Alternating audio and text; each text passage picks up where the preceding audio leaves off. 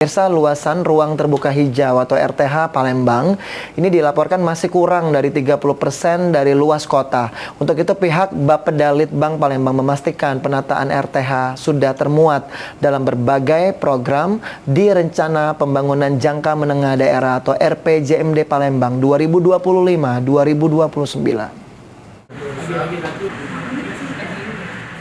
Sesuai dengan Undang-Undang Nomor 26 Tahun 2007 tentang penataan ruang mengatur proporsi ruang terbuka hijau RTH minimal 30% dari luas wilayah kota.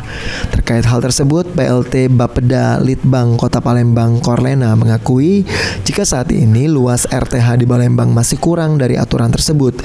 Untuk itu, Dinas Pengampuh seperti Dinas Lingkungan Hidup dan Dinas Perkimtan saat ini sudah bergerak untuk melakukan penataan ruang terbuka hijau agar target 30% yakni 20% RTH publik dan 10% RTH privat bisa dicapai. Korlena menegaskan Bapeda Litbang Kota Palembang sendiri akan mengawal program RTH melalui rancangan pembangunan jangka menengah daerah RPJMD 2025-2029 dengan menempatkan program RTH di Dinas Perkimtan dan DLH Palembang.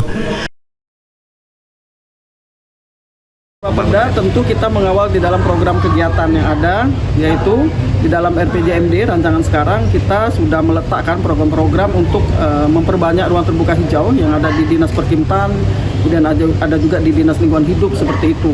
Nah, program-program ini tentu harus didukung dengan pembiayaan. Di dalam kita membangun ruang terbuka hijau bisa juga menggunakan lahan yang ada ataupun pengadaan lahan-lahan yang ada. Nah, ini harus teranggarkan dengan baik. Ditambahkan Korlena untuk memenuhi standar Undang-Undang RTH 30% bisa dengan pemanfaatan lahan yang ada maupun pengadaan lahan untuk RTH sesuai dengan anggaran yang ada di setiap tahun ke depan. Sandi Pratama, PAL TV.